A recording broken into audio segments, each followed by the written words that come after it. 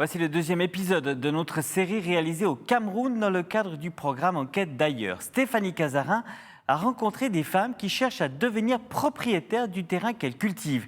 Mais vous allez le voir, le chemin est parsemé d'embûches.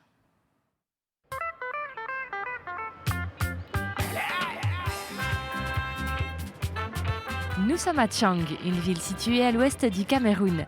Dans les zones rurales comme celle-ci, le poids de la tradition freine les ambitions des femmes agricultrices qui souhaitent devenir propriétaires foncières. Marie-Tessa Epsen-Joua connaît bien le problème. Son association aide les femmes à devenir autonomes financièrement. Comment va ton entreprise? J'aimerais peut-être encore boire le whisky. Dans les zones rurales du Cameroun, les femmes sont rarement propriétaires des terres qu'elles exploitent, car elles ne possèdent pas le pouvoir financier pour les acheter et sont souvent écartées de l'héritage familial. Quand la femme se marie, elle part.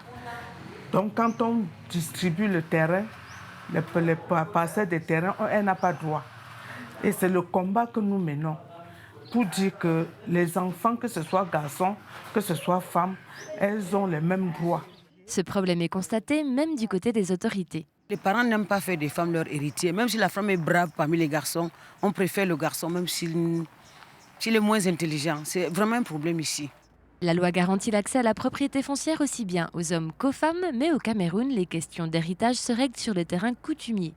En réalité, c'est juste une question de manque d'information parce que si elles étaient suffisamment informées, elles comprendraient que non, la loi ne fait pas de distinction entre les hommes et les femmes. Cette méconnaissance des lois peut jouer des tours aux Camerounaises. Tu peux voir une fille qui a 6 enfants et un jour, tu te restes ici à la promotion de la femme, elle vient parce que le monsieur l'a abandonnée avec ses 6 enfants.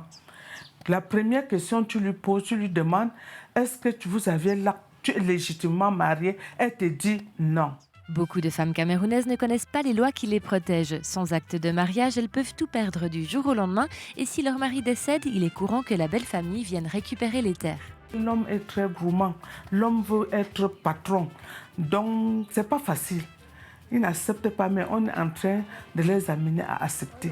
Dans le prochain épisode, vous verrez comment certaines Camerounaises tentent de renverser la tradition et les coutumes qui les ralentissent.